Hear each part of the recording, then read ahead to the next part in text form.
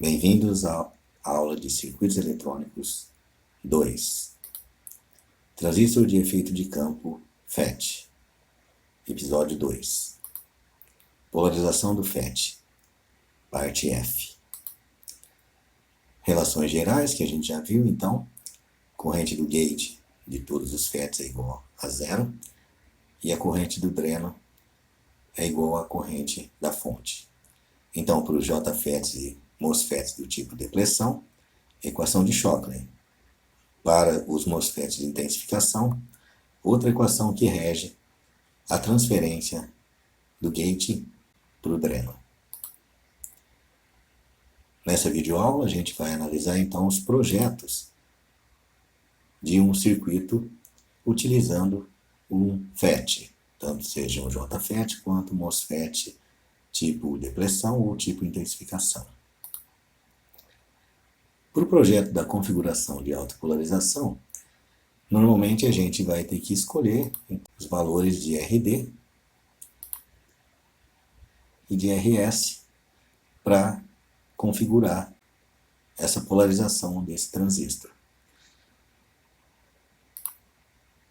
VD e ID são dados do problema. A ideia então é encontrar o VGS, quem vai fazer a transição da tensão para a corrente do dreno. Nesse caso aqui, como o ID já é fornecido, a gente já tem o ID quiescente. Então, o VGS aqui nada mais é do que igual à queda de tensão sobre esse resistor que passa a mesma corrente ID. Ou seja, dá para calcular o RS como se fosse menos o VGS quiescente dividido pelo ID quiescente.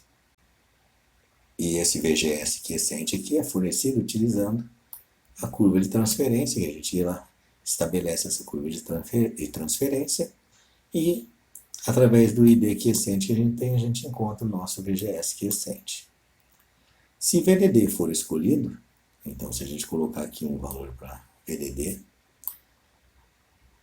tendo o VD, eu consigo então estabelecer o valor dessa resistência que está aqui devido a essa queda de tensão, essa diferença de potencial entre VDD e VD, dividido pela corrente que vai estar passando por ela.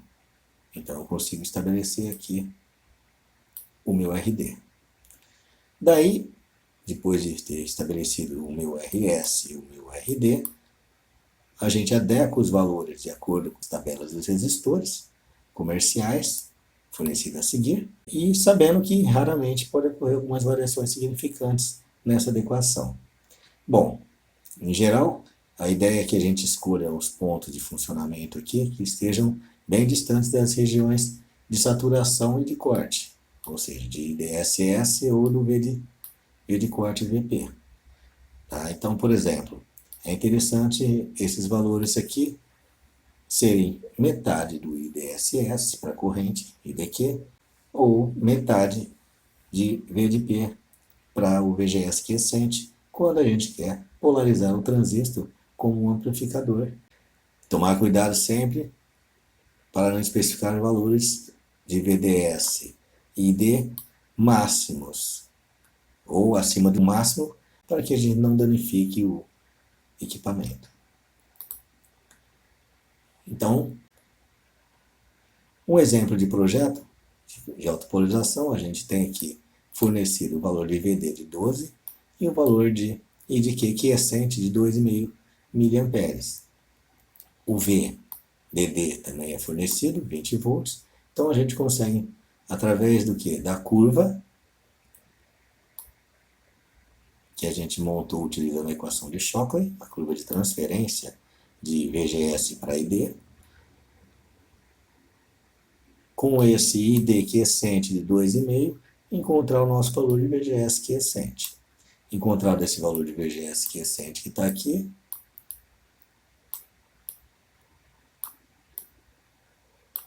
a gente consegue estabelecer o valor de RS.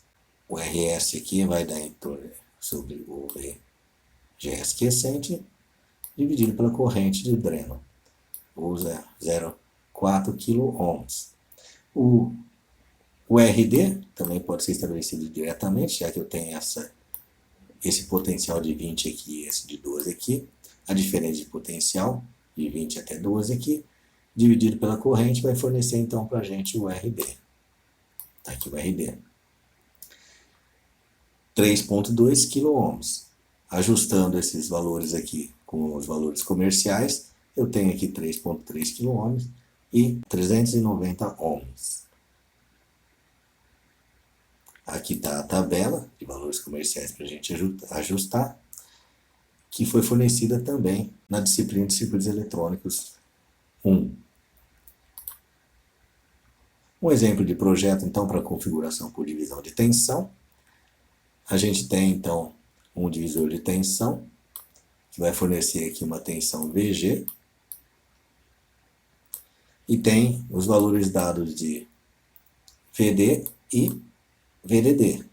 Daí eu já consigo estabelecer aqui minha corrente I de D quiescente, e com esse valor de VG e o valor dessa queda de tensão no resistor RS, eu consigo estabelecer o valor de RS. Se eu sei que o VGS pode ser expresso como VG menos IDRS, tem todos os valores aqui que é o de VG, VGS, que é dado pelo problema, encontro o valor de RS, 3,35 kΩ.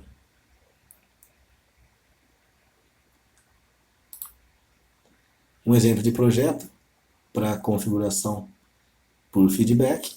Então a gente tem aqui um transistor MOSFET de intensificação, onde eu tenho 2 resistores para serem especificados. Esse resistor aqui está na casa de mega ohm. Então eu vou colocar aqui qualquer valor acima de mega ohm. 1, 10, 2, qualquer valor acima de mega ohm aqui já é suficiente. Por quê? Porque eu já vou estipular que aqui a corrente do gate aqui é igual a zero. Se essa corrente do gate é igual a zero, a queda de tensão que eu botei aqui vai ser zero. Então esse valor que está aqui, que é o meu VD, vai ser o próprio valor que vai ser colocado sobre o meu VDS e o meu VGS. Então, especificando aqui alguns valores para a gente trabalhar, do tipo, pegando o ID como o meu ID ON, esse valor de 4 miliamperes aqui, que é um bom valor para poder polarizar esse transistor no seu funcionamento. Eu tenho, então, pela curva, que encontrar o meu valor de VGS, ou ele já é o próprio valor VGS ON que é fornecido junto. Então, eu já tenho 2 valores importantes. O meu valor de IDS quiescente e o meu valor de VGS quiescente. Daí eu consigo, então, estabelecer todas as relações necessárias e encontrar os valores aí de RD. Então, se eu pegar aqui o VGS ON, que é o VGS quiescente, como se fosse 6 volts, e estabelecendo que ele vai ser igual ao VDS, que é o próprio VDS que está aqui, então eu vou ter que, se aqui é metade do especificado, aqui eu vou ter uma tensão de 12 volts. E o meu RD, nesse caso aqui, pode ser estabelecido através dessa diferença de potencial que eu tenho aqui nesses 2 valores, dividido pela corrente ID, que é aquela que a gente estabeleceu como sendo a ID ON, que é igual a ID quiescente. Aí eu tenho o valor de 1,5 kΩ. Esse valor já é um valor comercial padrão. Verificação de defeito para esses transistores JFETs e MOSFETs, a gente vai analisar sempre alguns pontos desse circuito, verificando se a conexão está ok. Então, para verificar essas conexões, eu vou fazer isso utilizando um equipamento, nesse caso aqui o multímetro no laboratório, e aí eu vou ter que verificar que normalmente as tensões VGS são negativas e as tensões VD analisadas dessa forma aqui, sempre vão ser menor que a VDD por causa dessa queda de tensão que eu tenho aqui. Então eu tenho que sempre preparar e analisar em relação ao terra para saber se o circuito está correto ou se está com algum problema, algum defeito, como, por exemplo, falta de terra. Aplicações práticas, então a gente vê o resistor controlado por tensão, o voltímetro JFET e assim por diante. O resistor controlado por tensão é bastante útil para vários equipamentos. Aqui tem um exemplo desse resistor controlando aqui a tensão VGS que eu tenho nesse JFET aqui, que permite automaticamente eu regular a amplificação que é dada aqui, ó, através desse amplificador operacional, nesse caso dessa forma que está aqui, para um alto-falante, permitindo que eu não tenha variações significativas desses níveis de áudio aqui em relação às alterações possíveis aqui do interlocutor. Então essa é uma ideia, é um funcionamento, é como a gente tem um funcionamento para ele como um resistor controlado por tensão, um dos vários possíveis. O voltímetro JFET, eu tenho aqui a escala de medição, desde meio volt aqui até 1000 volts aí, e a deflexão, essa aqui é a bobina de deflexão galvânica, tá? Essa bobina de deflexão é controlada por esse JFET que está aqui, ela que controla como se fosse um resistor. E daí eu consigo estabelecer a deflexão correta do ponteiro para indicar aqui o valor em relação a essas escalas. Esse aqui é um esquema bem simplificado, né, só para a gente ter uma ideia desse funcionamento. Um timer, né, que a gente pode ter uma rede de timers aí, ele vai servir os JFETs aqui para fazer a parte de potência, onde eu tenho aqui a minha identificação do tempo nesse componente RC aqui, ou essa constante de tempo que a gente chama de tal, que é a constante de tempo RC. E a partir de que eu apertei esse botão, eu consigo então estabelecer aqui o acionamento dessa lâmpada a partir de um certo tempo, que é dado aqui em função dessa carga e descarga do capacitor.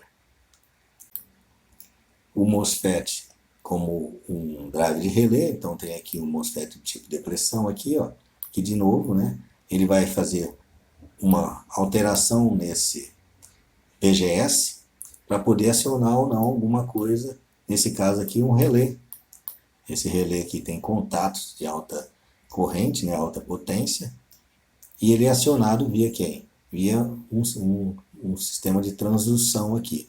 Esse sistema de transdução, por exemplo, aqui, esse infrared, esse LED de infrared aqui, né, ele vai permitir com que eu tenha o acionamento dessa célula fotocondutiva que vai fornecer essa alteração e o funcionamento desse relé. O driver para o acionamento desse relé aqui, pode ver que ele já está direto aqui no dreno e ele tem a possibilidade de passar uma grande corrente aqui para permitir que ele tenha acionamento dessa bobina.